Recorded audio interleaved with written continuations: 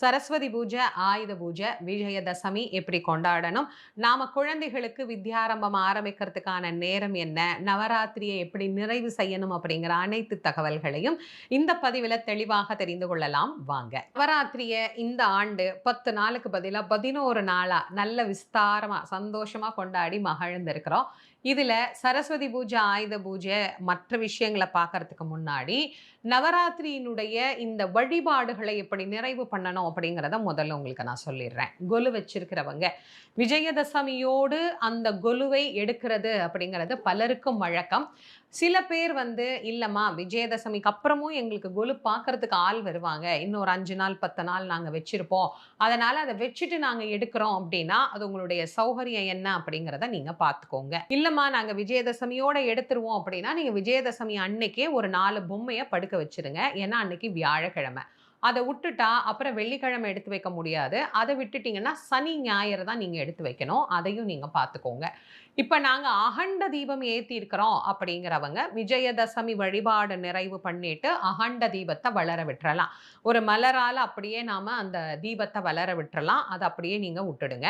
அதுக்கப்புறமா நாங்க படம் தான் வச்சு வழிபாடு பண்றோம் அப்படின்னா, விஜயதசமி வழிபாட்ட நிறைவு பண்ணிட்டு, அந்த படத்த எங்க எடுத்து வச்சோமோ, அதே இடத்துல திரும்ப வச்சிரலாம். அந்த வழிபாட்டையும் நாம் அப்படியே நிறைவு செய்து கொள்ளலாம்.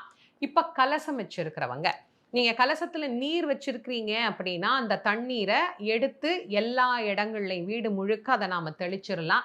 அதே மாரி அந்த கலசத்துக்குள்ள நாம என்ன வச்சிருக்கிறோம்? எலுமிச்சம்பழம் போட்டிருக்கிறீங்களா? அது எப்படியோ கொஞ்சம் அழுகி போயிருக்கும். அத பத்தி கவலைப்படாதீங்க. நல்லா இருந்ததுனாலும் நீங்க அத பத்தி யோசிக்காதீங்க. எப்படி இருந்தாலும் அத பத்தி கவலைப்படாதீங்க.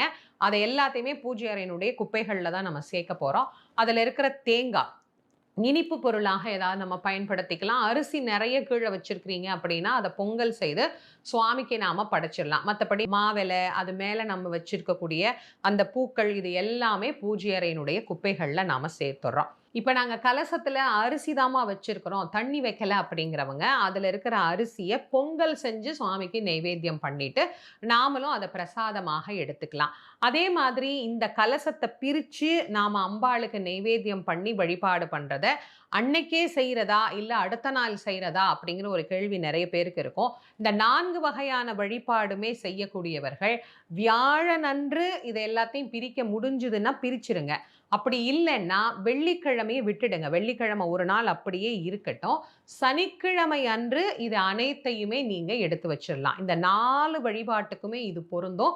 உங்களுடைய வசதி என்ன? எப்ப நிறைவு செய்றீங்க? விஜயதசமிக்கு கூட்டமா வந்துருச்சுமா, ரொம்ப நேரம் ஆயிடுச்சு. இதுக்கப்புறம் எங்களால எடுத்து வைக்க முடியாது அப்படிங்கிற